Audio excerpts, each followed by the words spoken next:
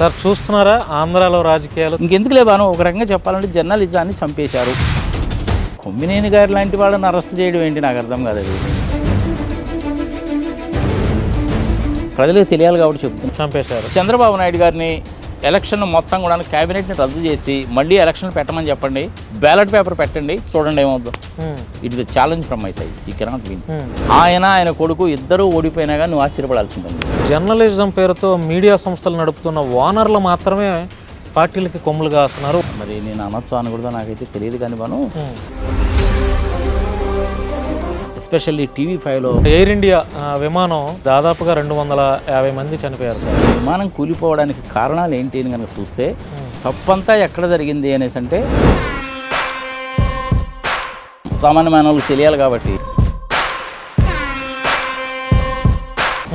Oil రాకపోతే ఏమైంది మరి? మోడీ పాలన ఎలా ఉందనుకుంటావు అంటే చాలా మంది అంటున్నటువంటి మాట ఏంటంటే మోడీ వచ్చాక ఇంకా మత గొడవలు ఎక్కువైపోయాయి. మోడీ గారిని గురించి నువ్వు కనుక వ్యతిరేకంగా కనుక మాట్లాడావో అంటే టుకుడే గ్యాంగు, ఇదే పదాలు. అదే ఏదో చాలా మంది అంటారు కానీ విశ్వగురు అని, విశ్వగురు పాడుగురు లేదు, పచ్చిబద్ద లేదు, అంత సీనియం లేదు. పవన్ కళ్యాణ్ గారు గెలవక ముందు ఎట్లా ఉన్నారు సార్? గెలిచిన తర్వాత ఇప్పుడు మీరు చూస్తూనే ఉన్నారు. ఏమనుకోవచ్చు ఆయన యొక్క హావభావాలు అవ్వచ్చు, ఆయన వ్యక్తిత్వం అవ్వచ్చు. పవన్ కళ్యాణ్ గురించి, చిన్నబాబుని గురించి ఎందుకని అంత తీసేశారు? పవన్ కళ్యాణ్ గారు ఎక్కడ పుట్టారో ఆయనకే తెలియదు. అందరికీ నమస్కారం, నేను Bhanu Mekala. Welcome to Sasi TV. ఈరోజు నా స్పెషల్ గెస్ట్ ప్రముఖ రాజకీయ సామాజిక విశ్లేషకులు సిఏ నాగార్జున రెడ్డి గారు ఉన్నారు. సార్ నమస్తే. సార్ నమస్తే భాను. ఐ థింక్ మొట్టమొదటిసారి కలుస్తున్నట్టు. అవును సార్, అవును. బట్ మీ ఇంటర్వ్యూస్ నేను కూడా చూశాను సార్. మీరు నా శిష్య పరమాణు కేఎస్ ప్రసాద్ తోటి కూడా చాలా చేశారు. అవును సార్. ఇంకా అట్లాంటి ప్రముఖులతోనే చాలా మందితో చేశారు మీరు.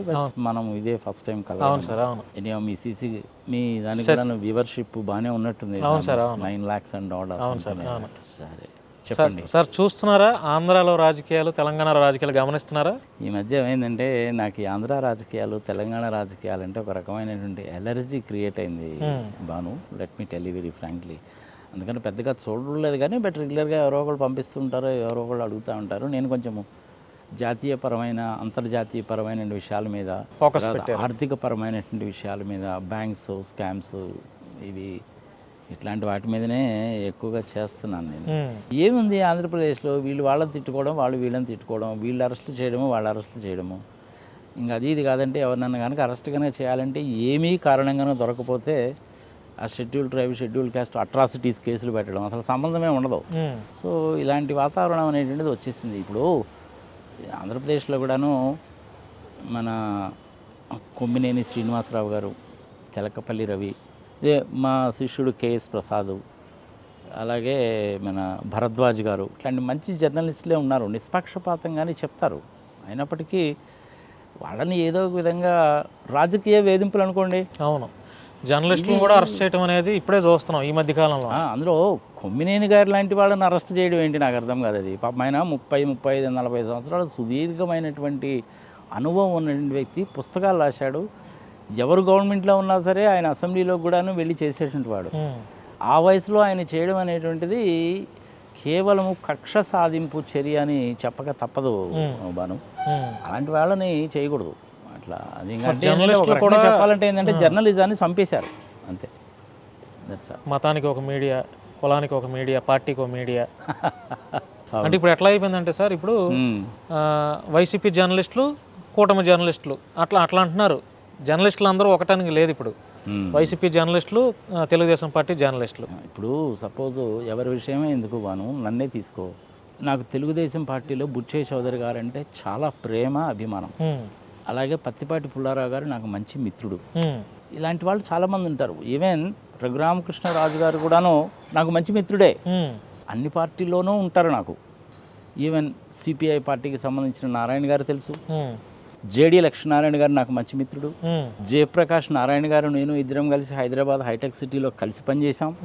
హనుమాన్ చౌదరి గారు చాలా పెద్ద మనిషి, ఆయన ఇప్పుడు బీజేపీలో ఉన్నాడు. ఆయనతోటి కూడా కలిసి పనిచేశాను నేను. నాకు ఇంచుమించుగా 30 సంవత్సరాల సుదీర్ఘమైన అనుభవం ఉంది. మా ఫ్యామిలీలో వాళ్ళు చాలామంది నెహ్రూ గారి టైం దగ్గర నుంచి కూడా ఎమ్మెల్యేలుగా, ఎంపీలుగా, ఎమ్మెల్సీగా ఉన్నటువంటి వాళ్ళు ఉన్నారు.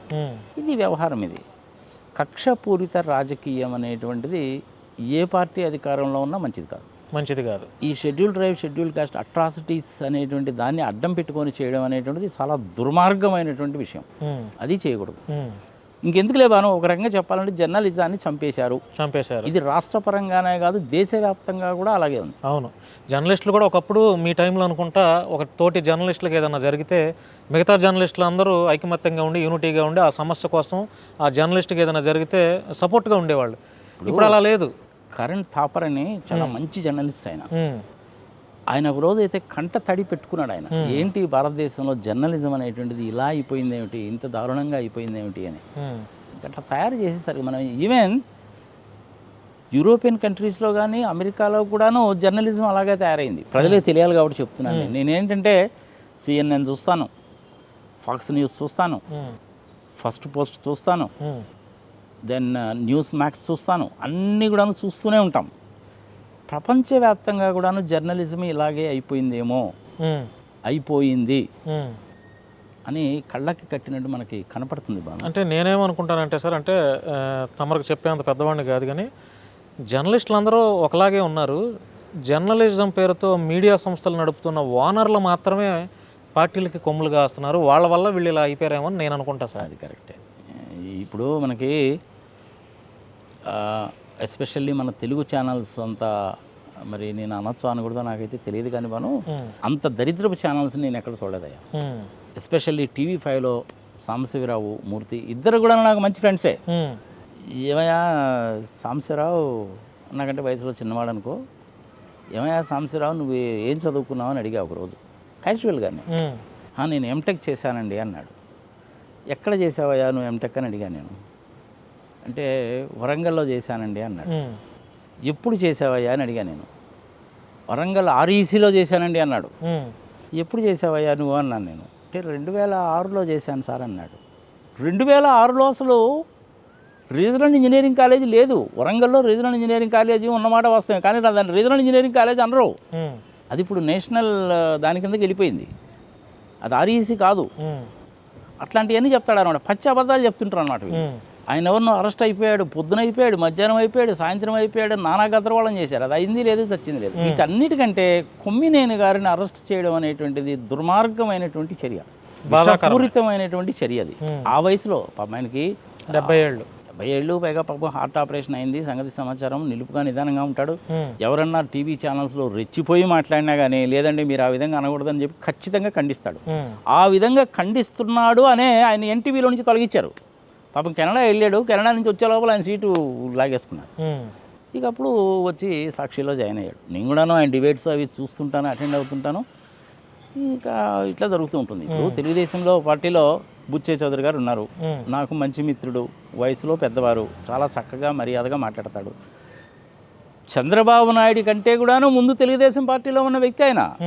జెండా భుజాన వేసుకొని సైకిల్ మీద తిరిగిన వ్యక్తి. స్టార్టింగ్ నుంచి ఉన్నారు ఆయన. కరోనా పీరియడ్లో కూడాను ఆయన ఫ్యామిలీ వాళ్ళు పిల్లలిద్దరు కూడాను అమెరికాలో సెటిల్ అయ్యారు.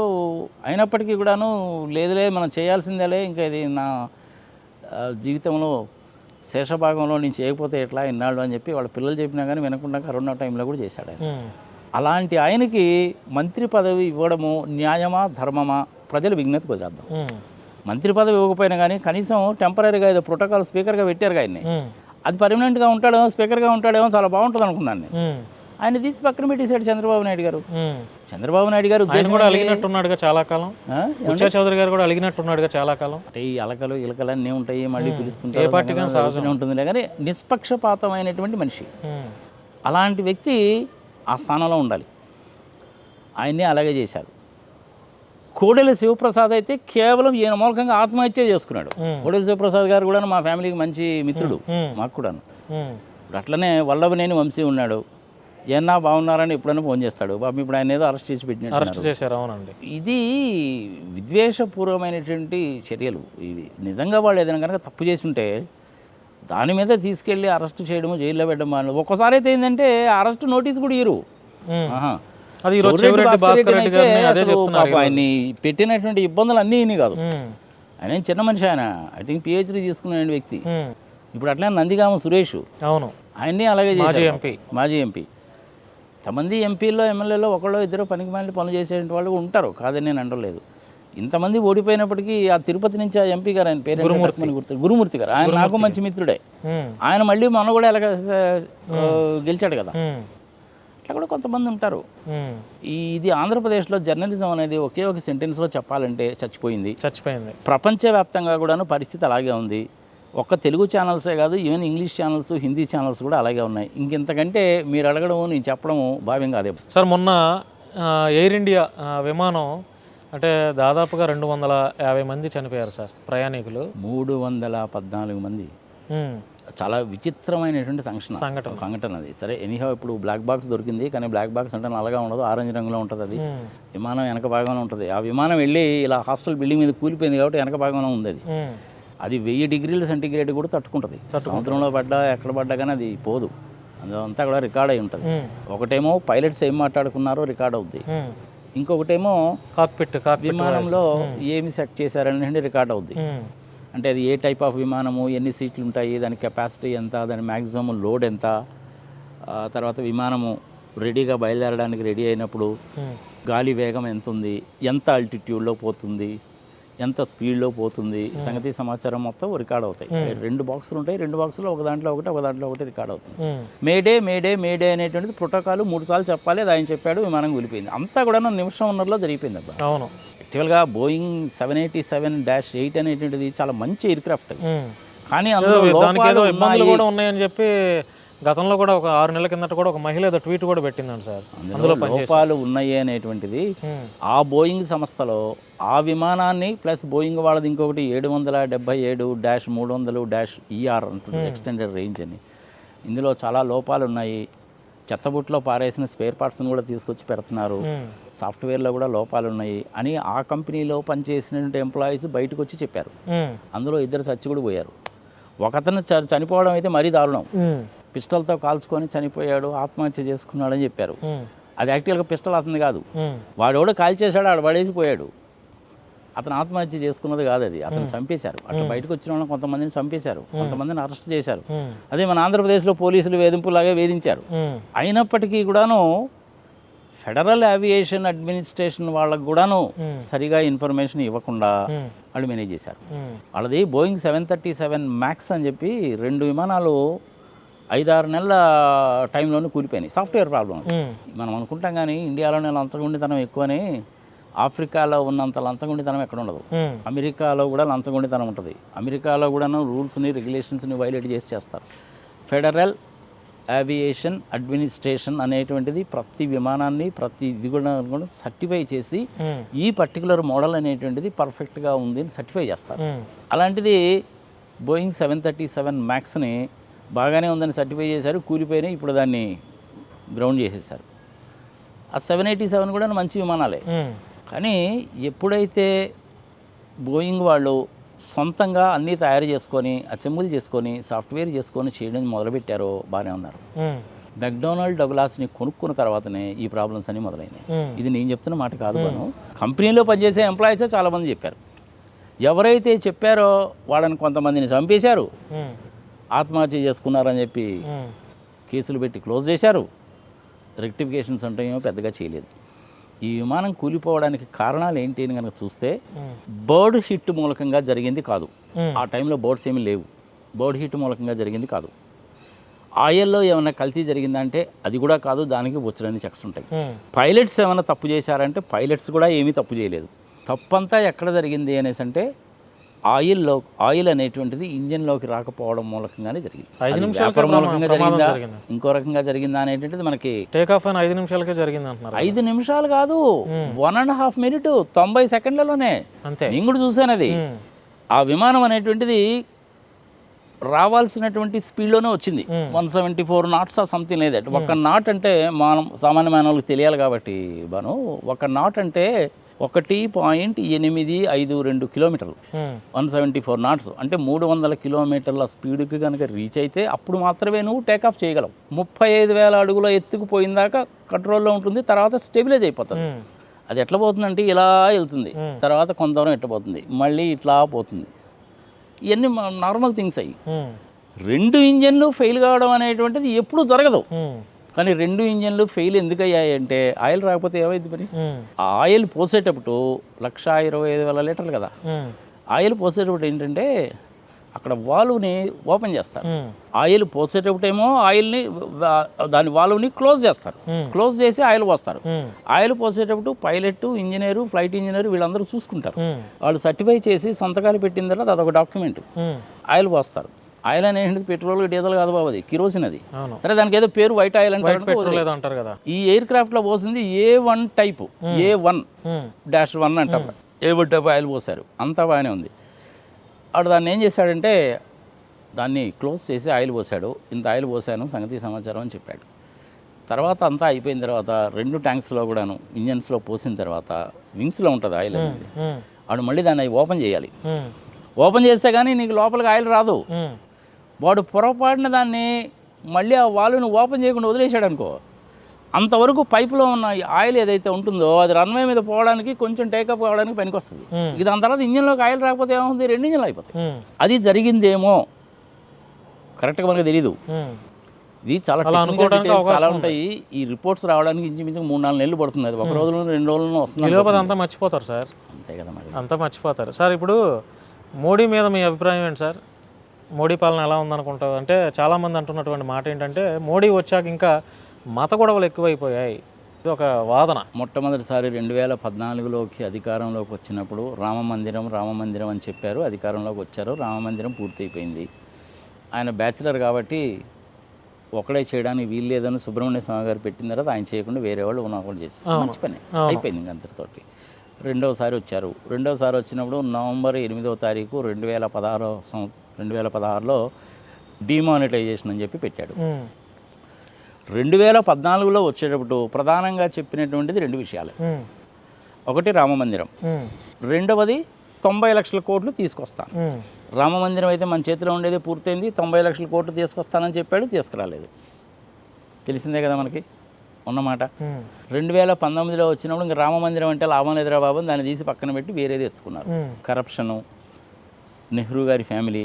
అసలు యాక్చువల్గా నెహ్రూ గారు అనేటువంటి పండిట్ కాదు, వాళ్ళు ఒరిజినల్గా వాళ్ళు కూడాను ఇస్లాం మతం వాళ్ళే, పేరు మార్చుకున్నారు. సంగతి సంవత్సరం ఇలాంటి ప్రచారాలన్నీ చేశారు, గెలిచారు. 303 వచ్చినాయి. మరి మనం వచ్చేసరికి 240 ఎందుకు వచ్చినాయి? ప్రజలు బాగా గమనించారు. ఎప్పుడైతే ఓడిపోవడానికి అవకాశాలు ఉన్నాయని 2వ రౌండ్ అయిపోయిన తర్వాత తెలిసిందో, 3వ రౌండ్ 4వ రౌండ్ దగ్గర నుంచి ఈవీఎంలను మేనేజ్ చేశారు. ఈవీఎంలో సాఫ్ట్వేర్ రాయడం అనేటువంటిది అరగంట పని, పెద్ద కష్టమైన పని కాదు. 60 లక్షల మిషన్లా 40 లక్షల మిషన్లా ఇంతవరకు లెక్క తెలియదు. వీవీప్యాడ్లు లెక్క పెట్టండి అని సుప్రీంకోర్టు వాళ్ళు చెప్తే తగలబెట్టేశారు. ఆ కమిషనరు బయటకు పోతూ చివరికి నేను హిమాలయాలకు వెళ్ళిపోతున్నాను పాప పరీక్షల కోసం అని చెప్పాడు. మహారాష్ట్ర ఎలక్షన్లో అదే జరిగింది, ఆంధ్రప్రదేశ్లో అదే జరిగింది, ఒరిస్సాలో అదే జరిగింది. ఈ ఎలక్షన్లన్నీ ఇలాగే జరుగుతుంటుంది.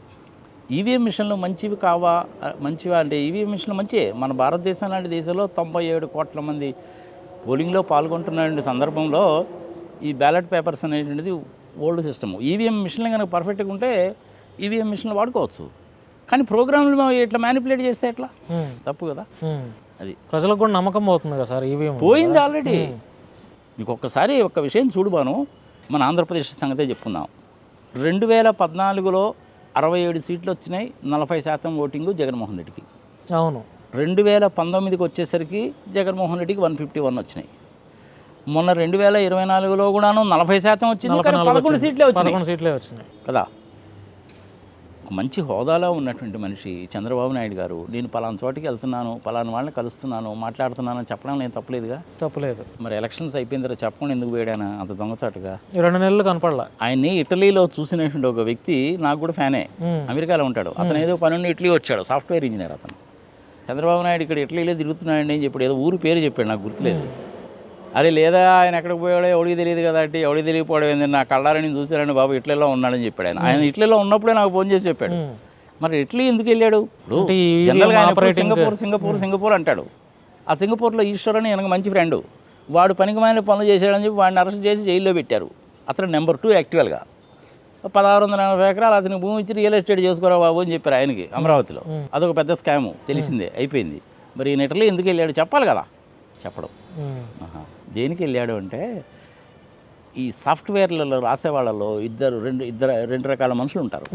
Ethical hackers, unethical hackers or criminal hackers అని ఉంటారు. ఈ క్రిమినల్ హ్యాకర్స్ అనే వాళ్ళు ఇట్లాంటి పనులు చేస్తారు. ఎథికల్ హ్యాకర్స్ అంటే ఇప్పుడు సపోజ్ నేనే ఉన్నాను, నాకు కూడా సాఫ్ట్వేర్ గురించి తెలుసు, చార్టర్డ్ అకౌంటెంట్ని, నేను కూడాను చాలా కంపెనీస్కి కన్సల్టెంట్గా వర్క్ చేశాను, ఫ్రాడ్ ఇన్వెస్టిగేటర్ని, ఫారెన్సిక్ అకౌంటెంట్ని, so on and so forth. మళ్ళీ దాని గురించి చెప్తున్న సెలవు డబ్బా వేసుకున్నాడు అంటే ప్రజలు తెలియాలి కాబట్టి నేను కూడాను అలాంటి సాఫ్ట్వేర్లు రాయగలను. అదే మీకు నాలెడ్జ్ ఉంది, కానీ చేయకూడదు. ఎథికల్ సాఫ్ట్వేర్స్ అంటారు వాళ్ళని. వాళ్ళు ఏంటంటే ఇన్కమ్ ట్యాక్స్ డిపార్ట్మెంట్ వాళ్ళు, జిఎస్టీ వాళ్ళు, వీళ్ళు ఏం చేస్తారంటే కంపెనీస్ మీద రైడ్ అది చేసినప్పుడు ఆ డేటాను బయటికి తీస్తారు. మీరు ఏమనుకుంటారంటే సామాన్య మానవులు నేను డిలీట్ చేశానండి డేటాని, ఇంకేం లేదండి, ఎవడికి దొరకదండి, బ్రహ్మదేవుడు కూడా కనిపెట్టలేడండి అనుకుంటారు. చాలా పొరపాటు. కంప్యూటర్లో నువ్వు ఒక్కసారి డేటా ఎంటర్ చేసావంటే ఆ కంప్యూటర్ని తగలబెడితే కానీ ఆ డేటా అందులో నుంచి పోదు. అంతే. ఇది ఫండమెంటల్ ప్రిన్సిపల్, గుర్తుపెట్టుకోండి. ఈ ఎథికల్ హ్యాకర్స్ ఏం చేస్తారంటే నేను దాచిపెట్టేసాను అనుకున్న డేటాను బయటికి తీసి చూస్తారు. ఇన్కమ్ ట్యాక్స్లో వాళ్ళు, జిఎస్టీ వాళ్ళు, డైరెక్టరేట్ ఆఫ్ రెవెన్యూ ఇంటెలిజెన్స్ వాళ్ళు, వీళ్ళందరూ అదే చేస్తుంటారు. నేను కూడా టీమ్స్లో వర్క్ చేస్తుంటాను. అట్లనే 60 లక్షల మిషన్లా 40 లక్షల మిషన్లా ఎలక్షన్ కమిషనే లెక్క చెప్పలా. ఈవీఎంలు మ్యానిపులేట్ చేశారని ఎంతమంది అడుగుతున్నారండి, మీరు దాని సంగతి చేయాల్సండి, సమాధానం లేదు. స్టాటిస్టికల్ ఇన్ఫర్మేషన్తో సహా చెప్పారు, అయినా సమాధానం లేదు. సుప్రీంకోర్టు వాళ్ళు వీవీప్యాట్లను లెక్క పెట్టమండి అని చెప్పారు, కానీ వాళ్ళు ఉపయోగించిన టెర్మినాలజీ ఏంటంటే బర్న్ట్ అనే పదం వాడారు. బర్న్ట్ సీడీలు, సగతి సమాచారం, ర్యామ్ని దేన్నైతే బర్న్ చేశారో, అంటే మా సాఫ్ట్వేర్ లాంగ్వేజ్లో ఏమంటారంటే ఏం బాను సీడీ బౌండ్ చేసావా అంటా నేను. సీడీ బౌండ్ చేసావా అంటే అర్థం ఏంటంటే ఇన్ఫర్మేషన్ ఎక్కించావా అని అర్థం, అందుకని దాన్ని తగలబెట్టావా అని కాదు అర్థం. వాళ్ళు సుప్రీంకోర్టు వాళ్ళు అదే టెర్మినాలజీ ఉపయోగించి ఈజీగా అర్థం అవుతుందంటే నా బౌండ్ అనే పదం వాడారు. మన ఆంధ్రప్రదేశ్ ఆయన ఏం చేశాడు, 25 ఏళ్ళ ఎక్స్పీరియన్స్ ఉన్నాడు ఐఏఎస్ ఆఫీసరు, సుప్రీంకోర్టు వాళ్ళు బౌండ్ చేయమన్నారండి, మేము వీవీప్యాట్లని బౌండ్ చేసామండి అన్నాడు. బుద్ధి జ్ఞానం ఉందండి, తెలియకపోతే వేరేవాడిని అడిగి తెలుసుకోవాలా. నీ సొంత తెలివితేటలు ఉపయోగించి చేసావు, అతనికి కూడా తెలుసు, కావాలని చేశాడు. చంద్రబాబు నాయుడు గారికి కేసు పెట్టాడు సుప్రీంకోర్టులో, వీవీప్యాట్లు 50% అన్న లెక్క పెట్టండి అని ఈయన కేసు పెడితే 5% లెక్క పెట్టమన్నారు. ఆ ఒంగోలులో ఒక ఆయన ఓడిపోయినట్టు ఆయన బాలినేని 12 బూతుల్లో అడిగాడు. 12 బూతుల్లో అడిగితే చేయలేదుగా. కానీ ఏదో ఒక రోజు ఈ విషయం బయటకు వస్తుంది. దీని గురించి ఎలన్ మస్క్ కూడా కామెంట్ చేశాడు. సరే ఎలన్ మస్క్ అంటే వ్యాపారస్తుడు, ఆయన అమెరికా వాడు, మనం పట్టించుకోవాల్సిన పని లేదు. కానీ నాలాంటి వాళ్ళు చెప్తున్నారుగా, నేను 7-8 వీడియోలు చేశాను. ఈ సాఫ్ట్వేర్ ఎట్లా రాస్తారు, ఎట్లా లోడ్ చేస్తారు, ఎట్లా టెస్ట్ చేస్తారు, ఏమిటి సంగతి సమాచారం. ఈవీఎంలను మేనేజ్ చేసిన మాట వాస్తవం. ఇది ఎవరు చెప్పాలి మరి? మోడీ గారు కానీ అమిత్ షా గారు కానీ చెప్పాలి. నువ్వు నేను ఎంత చర్చడి కేసులు వేసినా, నేను లాంటి వాళ్ళు కేసులు పెట్టినా ఏమీ ఉపయోగం ఉండదు, వాళ్ళు చెప్పరు. అంతే. దొంగతనం చేసినాడు నేను దొంగతనం చేశానని చెప్తాడా? చెప్పడు కదా. మరి ఈవీఎంలని మేనేజ్ చేయడము అంటే దొంగకి తాళాలు ఇవ్వడమే. అంతే. ఇంకా అసలు డెమోక్రసీ ఎందుకు, ఓటింగ్ ఎందుకు? నెక్స్ట్ ఎన్నికలకైనా ఈవీఎంలు లేకుండా వీవీప్యాట్స్ తో జరుగుతాయి అంటారా? లేకపోతే ప్రోగ్రామ్స్ కనుక పర్ఫెక్ట్గా కనుక ఉంటే ఈవీఎంలు బెస్టే, లేకపోతే బ్యాలెట్ పేపర్లో పెట్టుకోవచ్చు. ఒకప్పుడు అలాగే జరిగినాయి కదా సార్, బ్యాలెట్ పేపర్తోనే కదా. భారతదేశానికి స్వతంత్రం వచ్చినప్పుడు మన దేశ పాపులేషన్ 36 కోట్లు, అందులో ఓటు హక్కు ఉన్న వాళ్ళు 20 కోట్లు ఉంటారు, ఓటు వేసిన వాడు 10 కోట్లు, అంతకంటే ఎక్కువ ఉండరు. మరి ఇప్పుడు ఎట్టా? అదే కదా. ఇప్పటి వరకు మన దేశ జనాభా ఎంతో మనకు తెలియదుగా, చాలా విచిత్రమైన విషయం. ఇంకెంతకంటే దారుణమైన పని ఒక అప్రాక్సిమేట్గా చెప్తున్నారు తప్ప పర్ఫెక్ట్గా ఎవరో ఫిగర్ చెప్పండి. ఎందుకులేండి, ఐ థింక్ మన 16వ తారీఖు నోటిఫికేషన్ ఇచ్చారు కదా, జనాభా లెక్కలు చేస్తారు. కులాల బేసిస్గా, కులాల వారీగా జనాభా లెక్కలు చేయమన్నారు ఈసారి. మంచిది, కులాల వారీగా. సార్, తెలంగాణలో కవిత గారు కొత్త పార్టీ పెట్టారు. మరి ఫ్యామిలీ తగాదాలైనా ఇటు తెలంగాణలో అటు షర్మిల గారు కూడా అప్పుడు ఫ్యామిలీ తగాదాల నేపథ్యంలో ఆవిడ పార్టీ పెట్టారు, మళ్ళీ దాన్ని ఇప్పుడు కాంగ్రెస్లో విలీనం చేశారు. ఇప్పుడు కేసీఆర్ గారు బ్రతికే ఉన్నారు, కేటీఆర్ గారు మంచి యాక్టివ్లో ఉన్నారు. అయినా కూడా మరి కవిత ఎందుకని కొత్త పార్టీ పెట్టాలని ఆలోచన ఎందుకు వచ్చింది ఆవిడకి? అంటే ఇంటర్నల్గా ఫ్యామిలీ డిస్ప్యూట్స్ అనుకోవచ్చా? మీరు ఈ విషయం ఆమెను అడగాల, నన్ను అడిగితే నేను ఇప్పుడు ఏం చెప్పగలుగుతాను. అంటే అందరూ అనుకున్నది కేసీఆర్ గారు మంచి మిత్రుడే, కేటీఆర్ గారు నాకు ఇంకా మంచి మిత్రుడే. తెలంగాణ ఉద్యమం జరుగుతున్నప్పుడు, పోరాడుతున్నప్పుడు నేను ఆయన ఇద్దరం కలిసి ఆంధ్ర భవన్లో ఉన్నవాళ్ళమే. సాయంత్రం పూట టీ దాక్కుంటూ గేట్వే ఆఫ్ ఇండియా దాకా నడిచిన రోజులు ఉన్నాయి. సరే, అధికారంలోకి వచ్చిన తర్వాత ప్రోటోకాల్స్ మారిపోతాయి, మనం ఫోన్ చేసినా వాళ్ళు ఎత్తుకోరు, దడిదడి. ఈవెన్ అంటే వాళ్ళ మేనల్లుడు ఉన్నాడు కదా, ఆయన పేరు ఏంటంటే మనం మర్చిపోయాను నేను, హరీష్ రావు. ఆయన కూడా అంతే. అందరూ అలాగా ఉంటారు. రాజకీయ నాయకులు ఎప్పుడు ఎలా ఉంటారంటే అధికారంలోకి వచ్చిన అధికారంలో రాకముందు ఒకలాగా, వచ్చిన తర్వాత ఒకలాగా. ఇలాంటి జర్నలిస్ట్ని మాలాంటి వాళ్ళని వాడుకుంటారు. ఎలక్షన్లు అయిపోయి అధికారంలోకి వచ్చిన తర్వాత నువ్వు ఫోన్ చేస్తే కూడా ఎత్తుకోరు. ఫోన్ నెంబర్లు కూడా ఉంటాయి, కొత్త ఫోన్లు వాడతారు కానీ ఎత్తుకోరు. కారణం ఏంటంటే ఏమడుగుతారో, ఎందుకు వచ్చిన బాధ అని ఎత్తుకోరు. మరి అలాంటప్పుడు మనమే విశ్లేషించుకోవాలా. మనం వీళ్ళ తరఫున మాట్లాడవచ్చా, వీళ్ళతో పాటు వెళ్ళొచ్చా అంటే వెళ్ళడం అంత బుద్ధి తక్కువ పని లేదని చెప్పి నాకు 40 ఏళ్ళ అనుభవంతో నేను చెప్తాను. అది వచ్చారు అంటే మటుకు వాళ్ళు మిమ్మల్ని దగ్గరికి కూడా రాని. పైగా ఏమంటారంటే మేమేమన్నా మిమ్మల్ని రమ్మన్నామండి, మీకు జలబొట్టి మీరు వచ్చారు కానీ అనేటువంటి మాట మాట్లాడతారు. ఏమన్నా కేసులు ఉన్నాయా సార్ మీ మీద? నా మీద ఏం కేసులు లేవు. అంటే చాలా విషయాల మీద స్పందిస్తూ ఉంటారు కదా. ఇప్పుడు నోరు తెరిచి భావ ప్రకటన, ఫ్రీడమ్ ఆఫ్ స్పీచ్, ఇప్పుడు మనం అంబేద్కర్ గారు ఇచ్చినటువంటి హక్కుతో మనం మాట్లాడినా కూడా కేసులు అవుతున్నాయి. అదే నేను ఇందాక చెప్పా కదా పను, నీకు ఏమీ కనుక దొరక్కపోతే చివరికి schedule tribe, schedule caste, atrocity కేసులు కూడా పెడతారు. నా మీద ఇంతవరకు ఎవరు కేసులు పెట్టలేదు. ఏ కేసు లేదు. నాకు తెలిసినంతవరకు నా మీద పెట్టరు, పెట్టేంత ధైర్యం కూడా చేయరు. ఎందుకంటే నా కుటుంబ నేపథ్యం అలాంటిది. మీరు సిపిఐ నారాయణ గారిని నా కుటుంబ నేపథ్యం అడగని చెప్తాడు, బుచ్చే చౌదరి గారిని అడగని చెప్తాడు, పత్తిపాటి పుల్లారావు గారిని అడగని చెప్తాడు, కొలికపూడి శ్రీనివాసన్ అడగని చెప్తాడు. అబ్బా, తిరువురు ఎమ్మెల్యే ఆయన మీద బాగా వ్యతిరేకత వస్తుంది కదా సార్. ఎప్పుడన్నా విజయమ్మ గారిని అడిగితే ఆమె కూడా చెప్పుద్ది. రఘురామకృష్ణరాజు గారిని అడగని చెప్తాడు. మరి ఆయన స్పీకర్గా అయిన తర్వాత ఏమైనా కలిసారా? కలవలేదు. మంచి మిత్రుడే నాకు కూడా. ఒకప్పుడు అభినందించారు. ఏబిఎన్ ఛానల్లో కూర్చొని నా గురించి కూడా పాపం యూరోపియన్ రెడ్డి అని ఒక మంచి బిరుదు కూడా ఇచ్చాడు నాకు. అది ఏదో ఒక చిన్న విషయం, అది నేనేదో ఆయన్ని ఏకవచనంతో సంబోధించానంట, అందుకని అన్నాడు ఆయన. తర్వాత ఢిల్లీ వెళ్ళినప్పుడు కలిశాను. ఏంటండి రఘురామకృష్ణరాజు గారు, ఆ రోజు ఆయన బర్త్డే, నేను కలిసిన రోజున, ఏందండి ఏదో నాకేదో బిరుదు కూడా ఇచ్చారు, బాగానే ఉంది, యూరోపియన్ రెడ్డి అని. ఏందండి అంటే మీరు నన్ను ఏకవచనంతో సంబోధించారండి అన్నాడు. నాకైతే గుర్తులేదండి. రఘురామకృష్ణరాజు గారు ఎంపీ స్థానంలో ఉన్నటువంటి వాళ్ళని ఆ విధంగా సంబోధిస్తే మటుకు డెఫినెట్గా తప్పే, నన్ను దయచేసి క్షమించండి. అదేమిటండి, మీరు నాకంటే వయసులో పెద్దవాళ్ళు కదా, అయిపోయింది ఏదో అయిపోయింది అన్నాడు. అంతటితోటి క్లోజ్. మంచి మిత్రుడే నాకు. It's nice gentlemen. మంచి ప్రోటోకాల్స్ అవి ఉంటాయి. ఇంటికి వెళ్ళి వాళ్ళని భోజనం చేయకుండా వెళ్తే ఒప్పుకోడు. అయినా కానీ రాజూస్ కమ్యూనిటీ కదా, వాళ్ళ పాపులేషన్ అంతా 1.5% ఆంధ్రప్రదేశ్లో, కానీ మంచి బిజినెస్ నైపుణ్యం మంచి హైలీ ఎడ్యుకేటెడ్ పీపుల్. పెళ్ళిళ్ళు అవి సంగతి సంవత్సరం నాకు చాలామంది ఉన్నారు. ఈవెన్ నాగార్జున కన్స్ట్రక్షన్స్, నాగార్జున ఫర్టిలైజర్స్లో ఉండేటువంటి రాజుగారులు వాళ్ళందరూ కూడాను బాగా తెలిసినటువంటి వాళ్ళు. మంచి decent community, no doubt about that. అంటే నేను రెడ్డి కమ్యూనిటీ అయినా కానీ అది మంచి డీసెంట్ కమ్యూనిటీ. నేను ఎందుకు చెప్తున్నాను అంటే వాళ్ళ మీద నాకు చూశారు కాబట్టి మీకున్నటువంటి అభిప్రాయం. చూశాను కాబట్టి. ఏముంది, రఘురామకృష్ణరాజుకి నాకు వచ్చింది ఏముంది, చిన్నది ఏకవచనంతో సంబోధించానంట. ఆయన దానికి పట్టుకున్నాడు. ఆయన క్షమించండి సార్, నేను ఏకవచనంతో అంటే నన్ను అయిపోయింది కదా, అంతటితో 1 నిమిషంలో అయిపోయిన వ్యవహారంగా. దానికోసం అని చెప్పి schedule tribe, schedule caste act తీసుకొచ్చి అందులో సెక్షన్లు ఎదికి కేసులు పెట్టాల్సిన పనే ఉంటుంది. ఇప్పుడు బుచ్చే చౌదరి గారు ఉన్నారు, నాకంటే వయసులో పెద్దవాడు, నేను ఆయన అభిమానిస్తాను, గౌరవిస్తాను. లాస్ట్ ఇయర్ ఫిబ్రవరిలో నాకేదో 12 రాజమండ్రి వెళ్ళినప్పుడు నేనే పర్సనల్గా వెళ్ళి ఆయన్ని కలిశాను. నేను మంచివాడు పాపం. మా ఇంట్లో ఎవరు లేకపోతే పాపం ఆయన టీ తీసుకొచ్చి ఇచ్చాడు నాకు. పాపం ఏంటండి ఈసారి ఎట్లా ఉంటుంది ఏమిటి, మిమ్మల్ని ఇంతకుముందు రాజమండ్రి అర్బన్కి ఉండేవాడు, రూరల్లో వేశారు మిమ్మల్ని అంటే, ఈ పర్వాలేదులేండి నాగార్జున రెడ్డి గారు, మెజారిటీ తగ్గుతుందేమో కానీ 25,000 మెజారిటీతో బయటపడతానులేండి, బాగానే ఉందిలేండి అన్నాడు. ఆయనకు మంచి ఫాలోయింగ్ ఉంది అక్కడ. మంచి వ్యక్తి, కోట్ల రూపాయలు సంపాదించినటువంటి వాడు కాదు, అన్యాయాలకు అక్రమాలకు పాల్పడ్డ వ్యక్తి అసలు కాదు. మనిషి అన్న తర్వాత ప్రతి ఒక్కడికి కూడా ఎప్పుడో ఒకసారి విసుగు, చిరాకు, కోపం వస్తాయి కదా. ఓకే, అంటే చిన్న చిన్న విషయాలు జరుగుతుంటాయి కాబట్టి పట్టించుకోవాల్సిన పని లేదు. ఇది మంచి వ్యక్తి.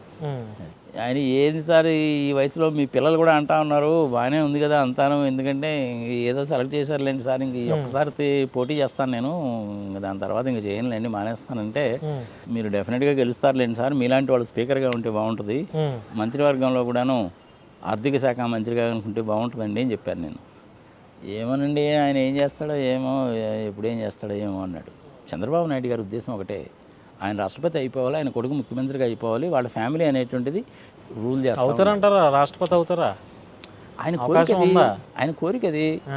గత 1 yearలో చూసినటువంటి పరిస్థితులు కన్నా చూస్తే అసలు ఈసారి గెలవరేమో అనిపిస్తుంది. ఈసారి గెలవకపోవడమేంది, నిజంగా చంద్రబాబు నాయుడిని ఛాలెంజ్ కింద తీసుకోమనండి. ఇప్పుడు ఎలక్షన్లు పెట్టినా సరే నేను గెలుస్తానని చెప్పి ఛాలెంజ్ కింద తీసుకొని మొత్తం రద్దు చేసేసి, క్యాబినెట్ని రద్దు చేసేసి మళ్ళీ ఎలక్షన్కి బొమ్మలను చూద్దాం. డెఫినెట్గా ఓడిపోతాడు. 2004లో అలాగే అయింది కదా. అలిపిరిలో జరిగినప్పుడు దీన్ని అడ్డం పెట్టుకొని గ్యారెంటీగా గెలుస్తానని కదా ఆయన ఎలక్షన్లో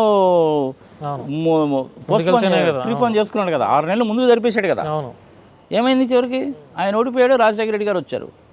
మరి చంద్రబాబు నాయుడు గారికి మరి దమ్ము ధైర్యం లాంటి నార్మల్గా రాజకీయ నాయకులు వాడుతుంటారు, అలాంటి వాళ్ళు వాడకూడదు. ఎలక్షన్లు పెట్టమనండి, ఏం జరుగుతుందో చూద్దాం. డెఫినెట్గా ఓడిపోతారు. పవన్ కళ్యాణ్ గారు గెలవక ముందు ఎట్లా ఉన్నారు సార్? గెలిచిన తర్వాత ఇప్పుడు మీరు చూస్తూనే ఉన్నారు.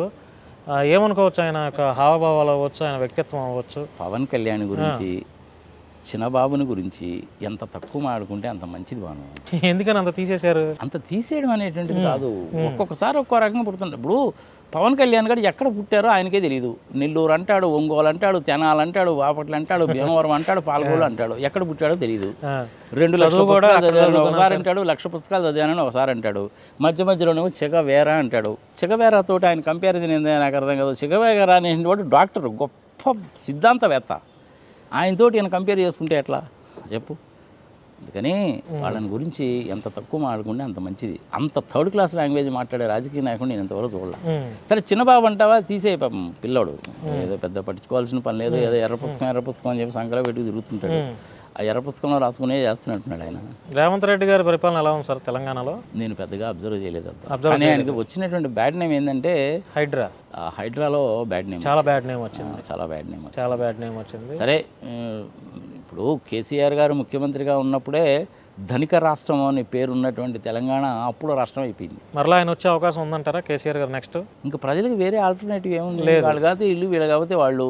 కానీ బీజేపీ వాళ్ళ స్ట్రాటజీ ఏంది అంటే ఏదో ఒక రోజు 2 రాష్ట్రాల్లో మన జెండా పాతాలి అని. ఆల్రెడీ అక్కడ పాతేయడానికి ఇప్పుడు 20 సంవత్సరాల నుంచి ఆంధ్రాలో అడుగు పెట్టారు. తెలుగు రాష్ట్రాల్లో వల్ల అది పవన్ కళ్యాణ్ గారి రూపంలో బీజేపీ ఎంటర్ అయిపోయింది. ఆల్రెడీ 10 సీట్లు 9 సీట్లు వచ్చేసినాయి. నెక్స్ట్ ఇంకొక 20 సీట్లు అడుగుతారు. ఆంధ్రప్రదేశ్, తెలంగాణ, కేరళ, తమిళనాడు, పాండుచేరి ఈ రాష్ట్రాల్లో కుదరదు. ఈవెన్ వెస్ట్ బెంగాల్లో కూడా కుదరదు. పెరిగారు.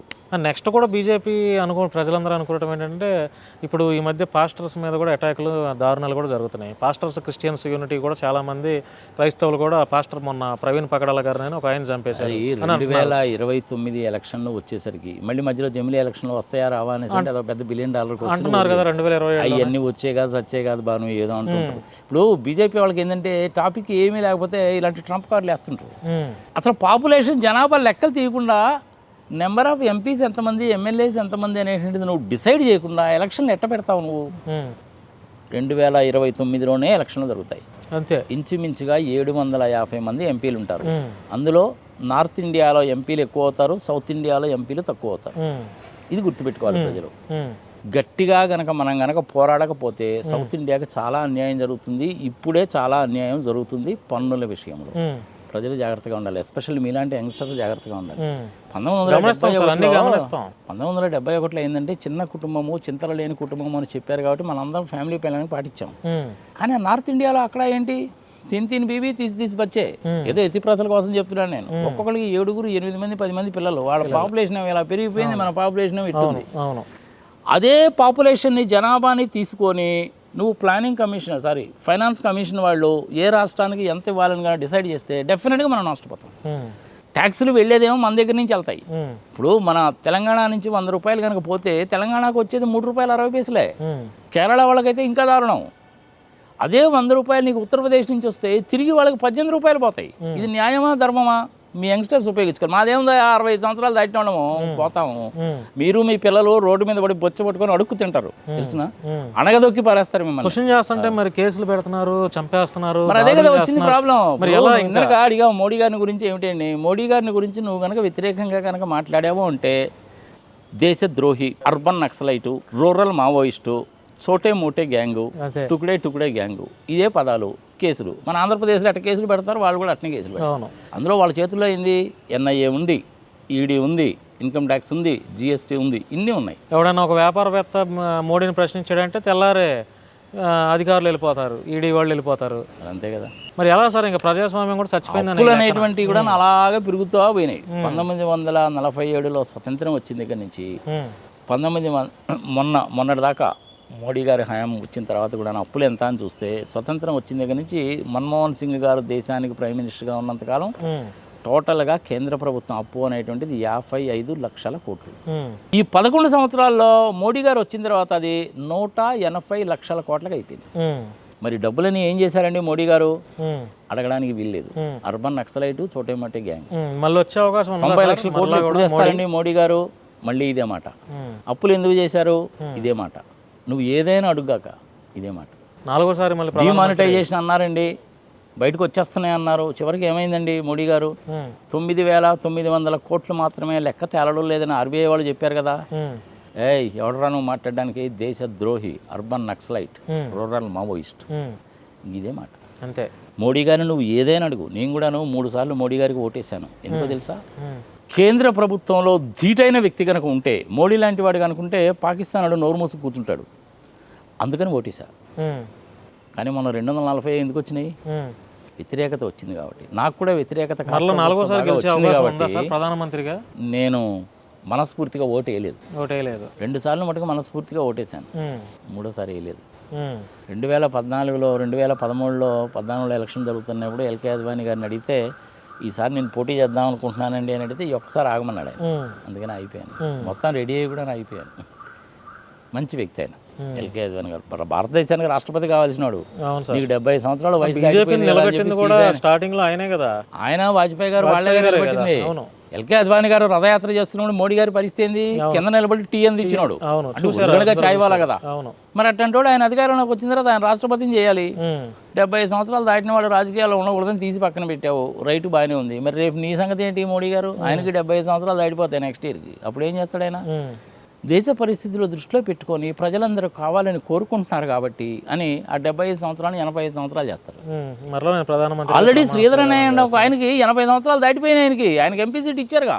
మరి ఎట్టిచ్చావు అంటే చోటే Mote gang, టుకుడే gang, దేశద్రోహి, urban naxalite, మీకు ఆర్డర్ మమ్మల్ని అడగడానికి అంటారు. అడిగిన దానికి సమాధానం చెప్పకుండా ఈ విధంగా మాట్లాడుతుంటారు.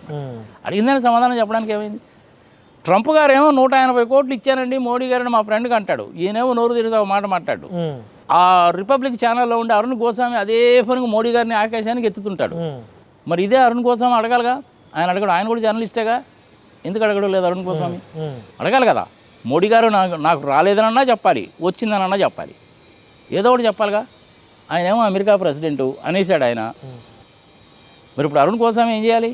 మోడీ గారిని అడగాల, మీకు వచ్చినాయా లేదా అని అడగాల, తేల్చాలి. ఆ విషయం తేల్చడు. అరుణ్ గోస్వామి కూడా అంతే. మోడీ గారిని ఏమైనా ఒక మాట అంటే ఊరుకోడు. రైట్, నీకు అభిమానం ఉంది, నువ్వు ఛానల్ ఉన్నావు, సంఘ సంవత్సరం బాగానే ఉంది, కాదని అనలేదు. ఇప్పుడు ఎయిర్ ఇండియా క్రాష్లో కూడా అంతే. టాటా వాళ్ళని డిగ్రేడ్ చేయాలని చూస్తాడు ఆయన. ఎందుకంటే టాటా వాళ్ళు మెయింటైన్ చేస్తున్నారు కాబట్టి. సరే, ఆయన జర్నలిజం అదో రకంగా ఉంటుంది. నేను ఆల్రెడీ చెప్పాను, జర్నలిజం ప్రపంచవ్యాప్తంగా చచ్చిపోయిందని. మరి ఇప్పుడు మోడీ గారు అయితే 180 కోట్లు వచ్చిందా లేదా చెప్పలేదు. ట్రంప్ గారు అయితే అనేశారు. మరి అరుణ్ గోస్వామి దాని గురించి అడగాలిగా, డిబేట్ పెట్టాలిగా. ఎందుకు పెట్టలేదు? అరుణ్ గోస్వామి పిల్లు ఫైల్ చేయొచ్చుగా, public interest litigation case file చేయొచ్చు. 180 కోట్లు చిన్న అమౌంట్ కాదు. అన్నది కూడా ఎవరిని? అమెరికా ప్రెసిడెంట్ నా ప్రధానమంత్రి మీద అంటున్నాడు. ఇది న్యాయమా ధర్మమా? ప్రజలు విజ్ఞత వదిలేద్దాం. కానీ మోడీ గారి పరిపాలన ఎట్టుందంటే నాకైతే మటుకు సంతృప్తికరంగా లేదు. మొన్న పహల్గామ్ సంఘటన జరిగిన తర్వాత పాకిస్తాన్ని కొట్టిన దెబ్బ మటుకు సామాన్యమైన దెబ్బ కాదు. ఒక్క విషయంలో మాత్రమే నేను మోడీ గారిని సపోర్ట్ చేస్తాను. అప్రిషియేట్ చేయాల్సిందే. అరే, సుజనా చౌదరి లాంటి 3rd క్లాస్ ఫెలోస్కి మినిస్టర్ ఇవ్వడమైందా? 7,000 కోట్ల రూపాయలు బ్యాంకును ముంచినటువంటి వాడికి మినిస్టర్ ఇవ్వడమైంది ఆయన? తప్పుడు పని కదా అది.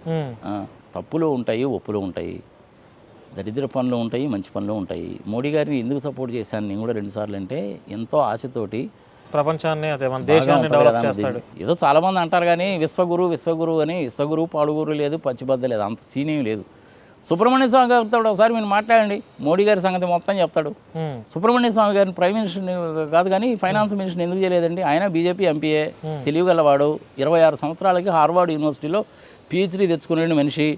పివి నరసింహారావు గారికి సలహా ఇచ్చిన మనిషి. చాలామందికి తెలియని విషయం ఏంటో తెలిసిన, పివి నరసింహారావు గారు ప్రధానమంత్రి అయినప్పుడు మన్మోహన్ సింగ్ గారిని ఫైనాన్స్ మినిస్టర్గా పెట్టుకోవాలని చెప్పింది సుబ్రహ్మణ్య స్వామి. ఆయన ఇప్పుడు బీజేపీలోనే ఉన్నాడు. మీరు కూడా రండి సార్ మా దాంట్లోకి అని అడిగితే, నేను రానులేండి, మీరు కాంగ్రెస్, నేను బీజేపీ అన్నాడు ఆయన. సరే, నాకు కనీసం సహాయం అన్నా చేసి పెట్టండి అంటే కేవలం ఆయన సహాయం తీసుకోవడానికి అని చెప్పి ఒక కమిషన్ క్రియేట్ చేసి ఆ కమిషన్కి ఆయన చైర్మన్గా పెట్టాడు. మొత్తం ఎలా చేయాలనేది మొత్తం కూడా సుబ్రహ్మణ్య స్వామి, పివి నరసింహారావు గారికి చెప్పాడు. కేబినెట్ రంగ మినిస్ట్రీ అది, కానీ మినిస్ట్రీలో లేడు. మరి సుబ్రహ్మణ్య స్వామి చెప్పింది పివి నరసింహారావు ఈయన దేశాన్ని బయటపడేశాడు, దాని మూలంగా నువ్వు నేను ఈరోజు ఇట్టున్నాం. దాని ఫలితాలన్నీ కూడా మోడీ గారు అనుభవిస్తున్నారు. మరి ఆయన ఫైనాన్స్ మినిస్టర్గా ఎందుకు పెట్టుకోలేడు? ప్రైమ్ మినిస్టర్ కాదగిన కెపాసిటీ ఉన్న మనిషి ఆయన కనుక ఫైనాన్స్ మినిస్టర్ కనుక అయితే అసలు దేశ రూపురేఖలు ఇంకో రకంగా ఉంటాయి. 4064 చదరపు కిలోమీటర్లు 4064 చదరపు కిలోమీటర్లు చైనా వాడు మన భూభాగ్యాన్ని ఆక్యుపై చేశానని చెప్పి ఇప్పటికి ఒక 100 సార్లు చెప్పుంటాడు. మనం తప్పుడు ఇన్ఫర్మేషన్ చెప్తున్నావు ప్రజలకి అని చెప్పి మోడీ గారు ఆయన మీద కేసు పెట్టాలిగా.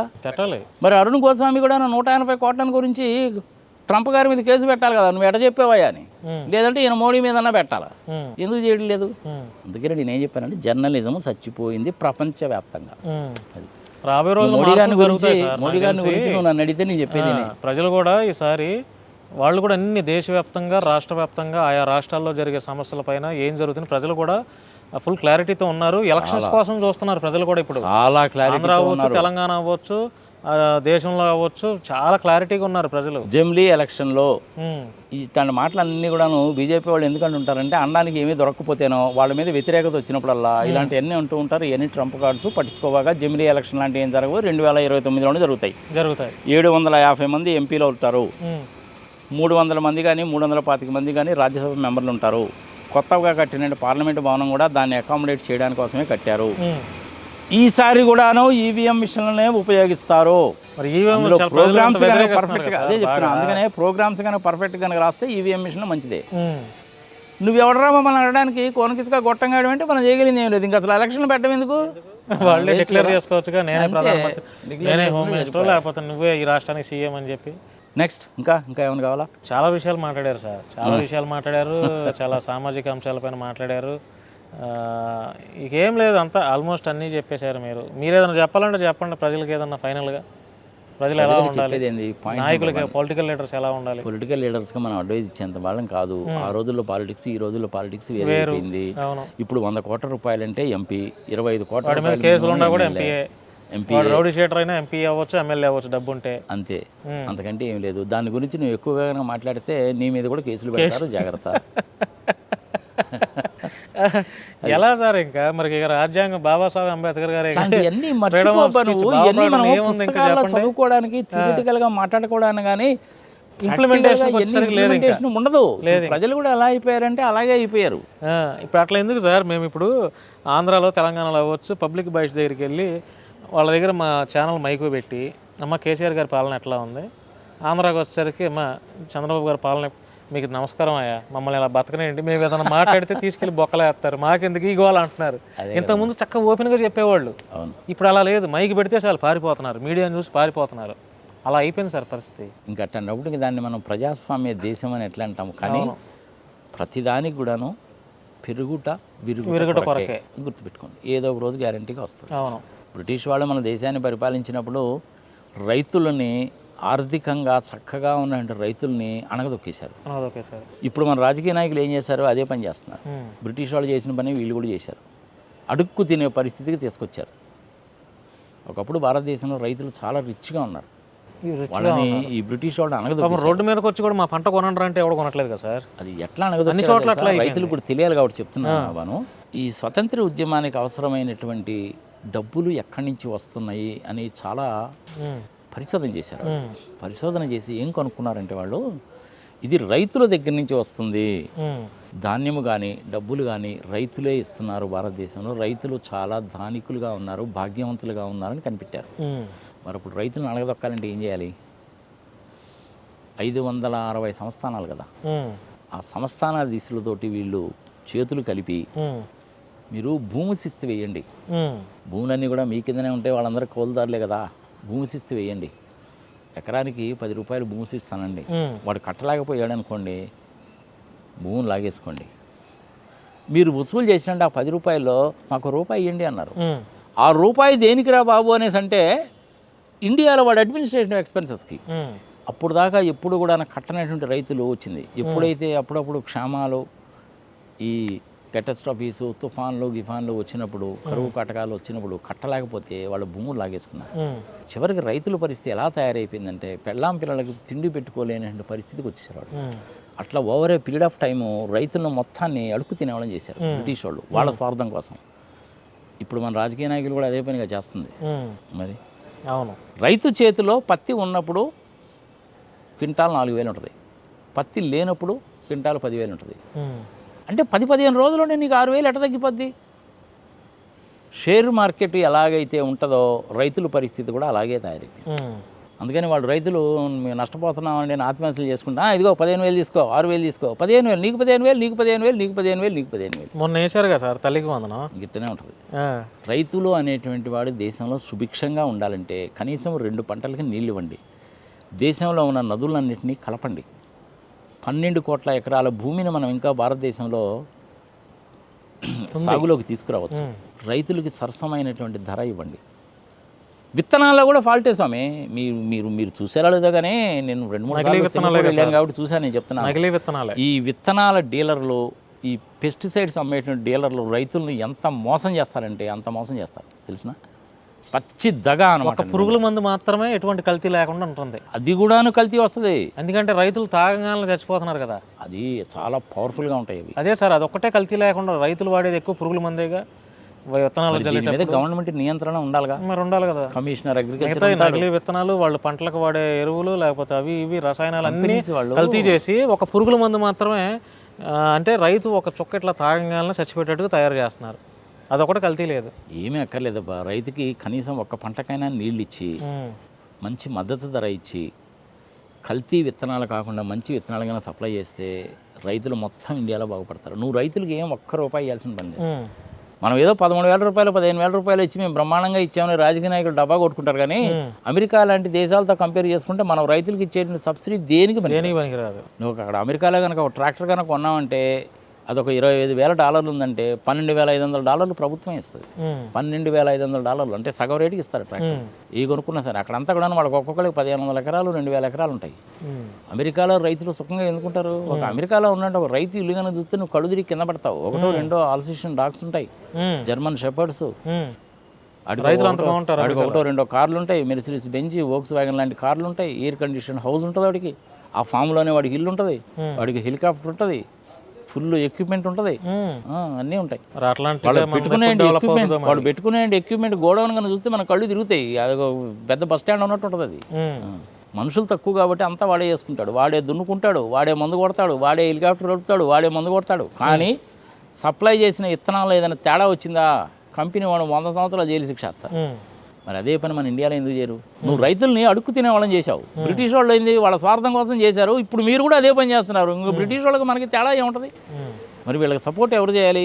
జర్నలిస్టులు చేయాలి. మీరు గట్టిగా మాడితే మీ మీద కేసులు, మేము గట్టిగా మాడితే మా మీద కేసులు. మరి ఇంకెవరు మాట్లాడాలా? తప్పు ఎవరిదే అంటే రాజకీయ నాయకులదే. ఎంతమంది ఉన్నారు వీళ్ళు? తిప్పి కొడితే ఎమ్మెల్యేలు ఎంపీలు అందరు కలిసి 5,400 మంది కంటే లేరు స్వామి దేశవ్యాప్తంగా. మరి వాళ్ళే గడగడలాడిస్తున్నారు కదా, అధికారాలు ఉంటాయి. అదే చెప్తున్నా, వాళ్ళు గడగడలు ఆడిస్తున్నారు అని మీలాంటి జర్నలిస్టులు ఈ దిక్కుమాలిన పదజాలం ఉపయోగించబట్టే వాళ్ళు మమ్మల్ని ఎవడేం పేకలేడని చెప్పి అనుకుంటున్నారు. I'm sorry to use this word. లేదు సార్, మీరు చెప్పింది వాస్తవం. ఎందుకంటే మేము ఎంత మాట్లాడినా ఇవన్నీ కాదు, కేసులు పెడతాం. నువ్వు చంద్రబాబు నాయుడు గారిని ఎలక్షన్ మొత్తం కూడా క్యాబినెట్ని రద్దు చేసి మళ్ళీ ఎలక్షన్ పెట్టమని చెప్పండి, బ్యాలెట్ పేపర్ పెట్టండి, చూడండి ఏమవుద్దాం. It is a challenge from my side. He cannot win. ఆయన కొడుకు ఇద్దరూ ఓడిపోయినా కానీ నువ్వు ఆశ్చర్యపడాల్సిన పని లేదు. చంద్రబాబు నాయుడు గారు పని చేస్తాడా?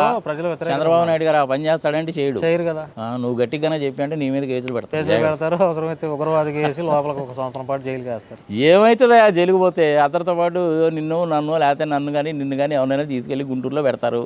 నేను హైదరాబాద్లో ఉన్నాను కూడా హైదరాబాద్ వచ్చి తీసుకెళ్ళాలి, పట్టుకొస్తారు, పైనుంచి కింద సీనియర్ సిటిజన్ ఎక్కడా బాబు అంటాను. వాళ్ళతో పాటు నేను కూడా ఎక్కుతాను, తీసుకెళ్ళి రాజమండ్రిలో పెడతావు, నాకు ఒక నెంబర్ ఇస్తావు, ఒక డ్రెస్ ఇస్తావు, అందరితో పాటు క్యూలో నిలబడతావు, నేను భోజనం చేయను, తిండి తిన్ను, ఆరోగ్యం దెబ్బతింటుంది, తీసుకెళ్ళి హాస్పిటల్లో చేర్పిస్తావు. మీలాంటి వాళ్ళు ఇంకొక 100 మంది వస్తారు. అంతే. మనిషి అనేవాడు ఏదో ఒక రోజు చనిపోవాల్సిందే కదా. జాతస్య మరణం ధ్రువమే కదా, ఎవడైనా ఎప్పుడైనా చనిపోవాల్సిందే. అట్లాంటప్పుడు మా ఫ్యామిలీ బ్యాక్గ్రౌండ్ అట్లాంటిదబ్బా. నేను అందుకే చెప్తున్నా, సిపిఐ నారాయణ అడగబోయా బాబా ఒకసారి నా గురించి చెప్తాడంటుంది. అందుకే బుచ్చే చౌదరి గారిని అడగమంటుంది. అందుకే మరి వాళ్ళిద్దరిని అడుగు చెప్తారు. Thank you sir. చాలా రైట్. అనేక విషయాలపైన చాలా అనర్గళంగా మాట్లాడారు, ఎవరికి భయపడకుండా చెప్పారు. నేను గతంలో కూడా మీరు చాలా చూశాను, చాలా మంచిగా వివరణ ఇస్తారు. కొంత సమయం ఎక్కువ తీసుకున్నా కూడా ప్రజలకు అర్థవంతమయ్యేలాగా మీ వివరణ ఉంటుంది. ఇప్పుడు కూడా నాకు అదే ఎదురైంది. చాలా చక్కగా ఉంది, చాలా చక్కగా వివరించారు. ప్రజలు తెలుసుకోవాలి మరి రాష్ట్రంలో జరిగేవి, దేశాల్లో జరిగే పరిస్థితులని ప్రజలు అర్థం చేసుకుంటే రాబోయే రోజుల్లో ఈ దొంగ పాలకులకి సరైన చెక్ పెడతారని నేనైతే మరి నమ్ముతున్నా. మరి మీలాంటి ఎప్పటికప్పుడు ప్రశ్నించే వాళ్ళు ఉండాలి.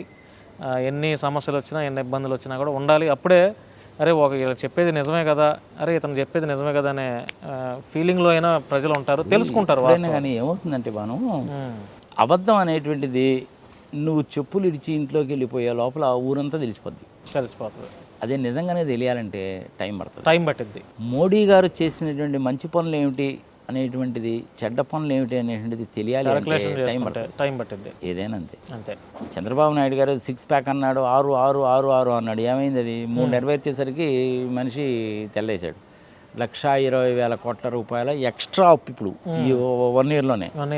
జగన్మోహన్ రెడ్డి మీ భూములని లాగేసుకుంటాడు, భారతి పేరు మీద పెట్టేసుకుంటాడని దిక్కుమాల ప్రచారాలనే చేశావు. అది కేంద్ర ప్రభుత్వం చెప్పింది, అన్ని రాష్ట్ర ప్రభుత్వాలు చేయాల్సిందే. ఇప్పుడు ఆయన ఏం పేరు మార్చి మళ్ళీ అదే పని చేస్తున్నాడు. ఆయనేమో అమ్మకు వందనం అంటాడు, ఈయనేమో తల్లికి నమస్కారం అంటాడు. పేరు ఏమైనా తేడా ఉందా? పథకం ఒకటే, ఏం లేదు కదా. పథకం ఒకటే. మరి అన్నీ ఇలాగే ఉంటాయి. పనికి మాలిన పనులన్నీ చేస్తుంటారు, గట్టిగా మాట్లాడితే కేసులు పెడతారు. సరే పెట్టుకొని అబ్బాయి ఏమైంది, కేసులు పెట్టుకుంటే ఏమైంది? నష్టమేం లేదు కదా. మహాత్మా గాంధీ అంతటి వాడు జైల్లో లేడా? నెహ్రూ గారు లేరా? ఇందిరాగాంధీ లేదా జైల్లో? వాజ్పేయి గారు లేరా? ఎల్కే అద్వానీ గారు లేరా? వీళ్ళందరూ జైల్లో లేరా ఏంటి?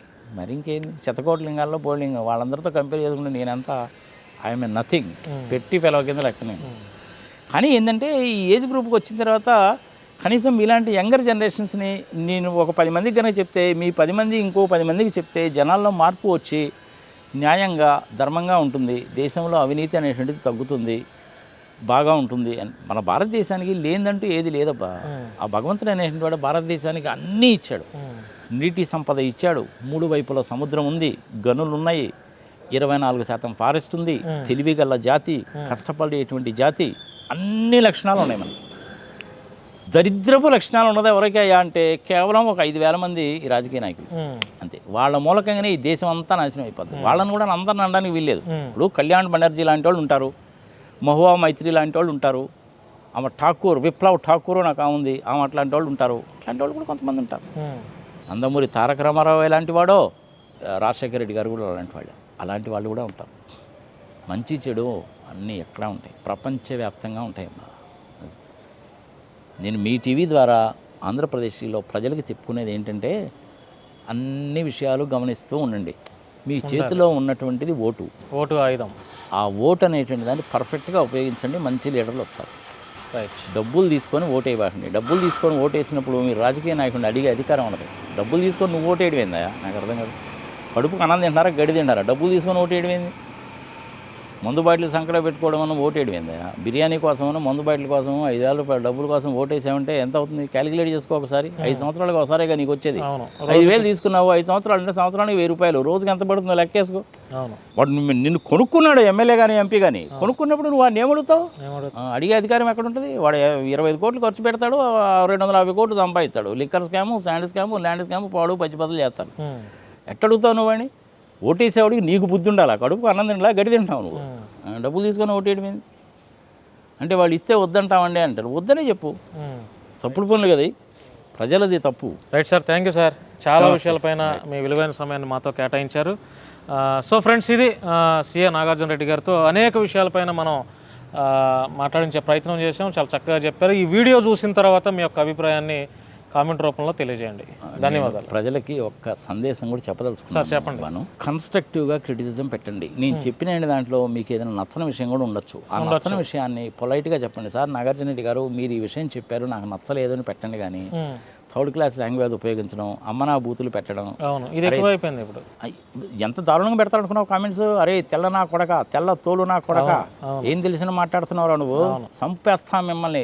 వల్గారిటీ ఎక్కువైపోయింది సార్, వల్గారిటీ ఎక్కువైపోయింది. కానీ అది చాలా డేంజరస్. అది నేను తయారైపోతున్నారు. ఇలాగే వల్గర్ లాంగ్వేజ్ మాట్లాడితే ఒక 15 మంది కుర్రోళ్ళని ఇక్కడ మన హైదరాబాద్లో స్టిఫెన్సన్ అనే ఆయనకి చెప్పి మొత్తం వాళ్ళు ఎవడెవడు పెట్టాడు ఈ కామెంట్స్ అని ట్రాక్ చేసి ఈ పాపం మంచి ట్రీట్మెంట్ ఇచ్చాడు. చివరికి వాళ్ళని పాస్పోర్ట్స్ కూడా తీసుకొని లంబడి కొడుకు కేసులు పెడదామండి అన్నాడు. దానికి ఒక చట్టం ఉంది, ఇన్ఫర్మేషన్ టెక్నాలజీ యాక్ట్ అని చట్టం ఉంది, దాని మీద చేయొచ్చు. వాళ్ళ పిల్లలండి పాపం వదిలేయండి అనేసి వాడు పాస్పోర్ట్స్ కూడా మళ్ళీ నేనే రిటర్న్ చేయించాను. ఆయన ఏం పనిష్మెంట్ ఇచ్చాడో తెలుసు వాళ్ళకి. ప్రతిరోజు నువ్వు 10 మందికి నాగార్జున రెడ్డి గారు నువ్వు చెప్పాలని చెప్పాడు. ఇలాంటి దిక్కుమాల కామెంట్ పెట్టకూడదని బాబు చెప్పాడు. వాళ్ళకి అదే పనిష్మెంట్. నేను కనుక ఆ రోజు చేతిలో మొబైల్ చెప్పకూడదు. అది అందరికీ ఏ వీడియోకైనా ఆడవాళ్ళకి అంతే పెడుతున్నారు, మగవాళ్ళకి అంతే పెడుతున్నారు. వాళ్ళకి నచ్చకపోతే చాలు చక్కటక్కడక్కడ కామెంట్లు పెట్టేయటం చాలా వరస్ట్గా తయారైపోయింది. సో ఇక మరి ఇక ఎట్లా ఉంటుందో ఏంటో తెలియదు. కానీ ఇంకా ఏదైనా నేను ఒకటే చెప్పే కదా, విరుగుట కొరకే పాయింట్ నెంబర్ 1. జర్నలిజం చచ్చిపోయింది పాయింట్ నెంబర్ 2.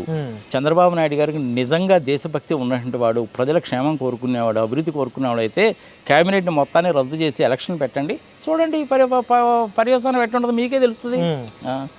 ఓడిపోయినా కానీ పాజిటివ్గానే తీసుకోండి, తప్పేముంది. Thank you sir. Right. So ఇది ఫ్రెండ్స్, నాగార్జున రెడ్డి గారితో మంచి విషయాలపైన మాట్లాడించే ప్రయత్నం చేశాను. మీ యొక్క అభిప్రాయాన్ని కామెంట్ రూపంలో తెలియజేయండి. ధన్యవాదాలు.